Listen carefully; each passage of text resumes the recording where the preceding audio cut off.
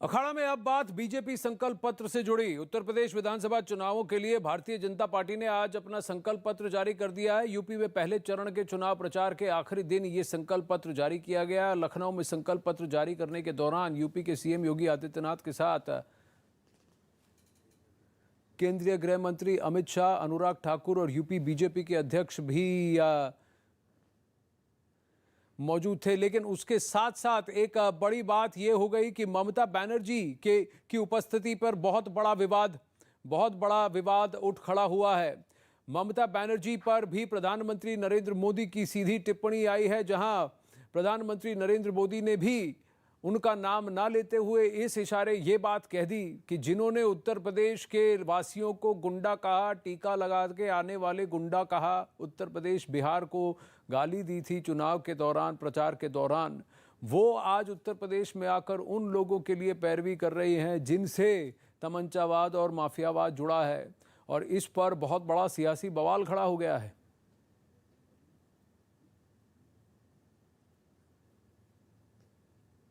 दूसरे प्रदेशों के जो नेता यूपी के लोगों को गुंडा करार देते थे, उन्हें भी ये अपने प्रचार के लिए यहां ले आए हैं।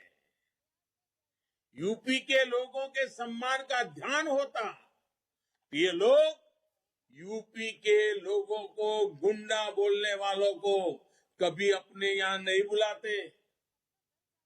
लेकिन इन्हें न यूपी की परवाह है, न यूपी के लोगों के सम्मान की। कौन है? अब इस पर बहुत बड़ी लड़ाई छिड़ चुकी है और कई सारी बयानबाजी हो रही है।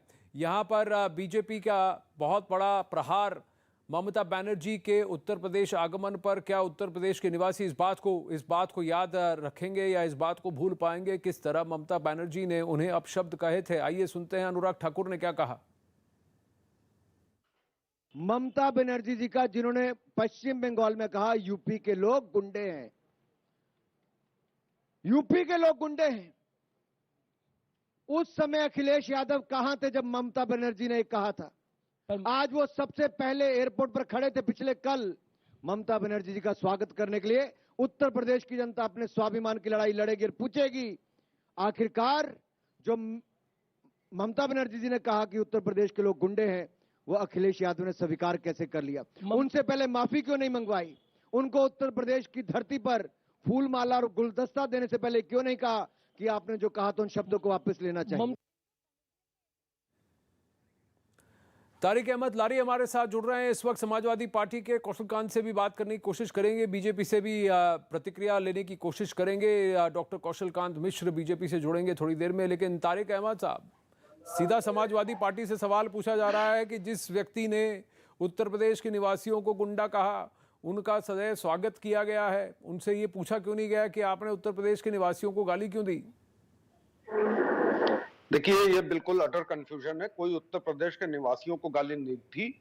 वहां पे जो बीजेपी के भगवाधारी गुंडे, तिलकधारी गुंडे जाके गुंडई कर रहे थे वेस्ट बंगाल जैसी शांत धरती पे, उनको उन्होंने कहा था कि ये बीजेपी के तिलकधारी भगवाधारी गुंडे आए हुए हैं जो कलकत्ता बंगाल की शांति को भंग कर रहे हैं। तो इसमें कोई दो राय नहीं है। ये तो बात नहीं, उन्होंने बीजेपी नहीं कहा, उन्होंने कहा यूपी बिहार से तिलकधारी गुंडे आए हैं। तो क्या आपकी पार्टी में कोई तिलक नहीं लगा था? आपकी पार्टी में कोई तिलक नहीं लगा था? बंगाल में हजारों लोगों को अपने घर को छोड़कर पलायन करना पड़ा, उनके मानवाधिकारों का हनन हुआ। 48 घंटे के अंदर जो त्राहिमाम वहां मचा है, 6 महीने बाद भी वो लोग अपने घर वापस नहीं आ पाए हैं। तो समाजवादी पार्टी इसको स्वीकारती है?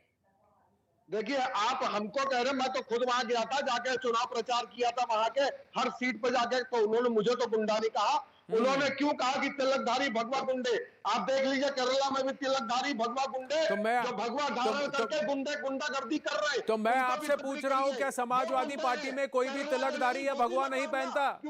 मैं आपसे पूछ रहा हूं, समाजवादी पार्टी में कोई भी तिलक नहीं लगाता, कोई भी भगवा नहीं पहनता?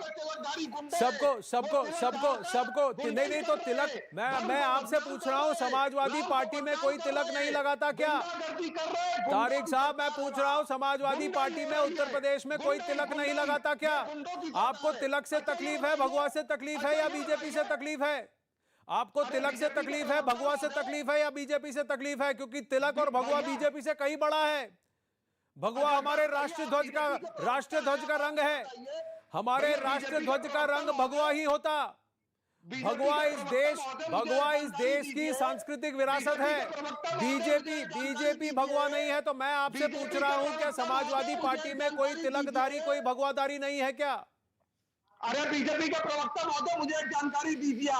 आप बीजेपी को रिप्रेजेंट कर रहे हैं? मैं आपसे पूछ रहा हूं, मैं तो कह रहा हूं कि बीजेपी एक पॉलिटिकल पार्टी है। बीजेपी का भगवा नहीं है, भगवा पूरे भारत का है। भगवा बीजेपी से बहुत बड़ा है, तिलक भी बीजेपी से बहुत बड़ा है। तो मैं आपसे पूछ रहा हूं तारिक अहमद साहब कि समाजवादी पार्टी में कोई भगवाधारी नहीं है क्या? समाजवादी पार्टी में कोई तिलकधारी नहीं है क्या? इस सवाल को पूछने में, जब मैं ये प्रश्न आपसे पूछ रहा हूं, आपको चुप क्यों रहा है? बीजेपी का प्रवक्ता के आपको चुप क्यों रहा है? मैं तो कह रहा हूं कि भगवा पूरे भारत का है, भगवा बीजेपी से बहुत बड़ा है। तो मैं पूछ रहा हूं, क्या आपकी पार्टी में कोई भगवा, सब भगवा से नफरत करते हैं? आपकी पार्टी में सारे भगवा से नफरत करते हैं? आपकी पार्टी में कोई तिलक नहीं लगाता? हर किसी को तिलक से नफरत है। मैं पूछ रहा हूं आपसे, मैं आपसे पूछ रहा हूं तारिक अहमद, आप एक सीधे सवाल का जवाब क्यों नहीं दे पा रहे हैं? मुझे अपशब्द कहने से अच्छा आप भगवा को गाली ना दे, आप तिलक को गाली ना दे। बीजेपी को जो कहे वो आपका राजनीतिक ध्येय है। आप राजनीतिक तौर पर बीजेपी को जो चाहे कहें, लेकिन भगवा और तिलक को गाली ना दे। वो बीजेपी से बहुत बड़ा है। भगवा भारत की निशानी है, तिलक भारत की निशानी है। भगवा भारत का झंडा होता। तो ये मैं आपको सीधा कह रहा हूं। और भगवा सिर्फ किसी बीजेपी, किसी पॉलिटिकल पार्टी का नहीं है। तो भगवाधारी कहकर भगवा को गाली ना दे। आपको जो बीजेपी को कहना है वो बीजेपी को कहें। कौशल कांत मिश्र हमारे साथ हैं। तारिक अहमद का कहना है कि ममता बनर्जी ने बीजेपी को कहा था, उत्तर प्रदेश के निवासियों को नहीं। लेकिन जब मैंने तारिक अहमद को पूछा कि भगवा और तिलक समाजवादी पार्टी में कोई नहीं लगाता, तो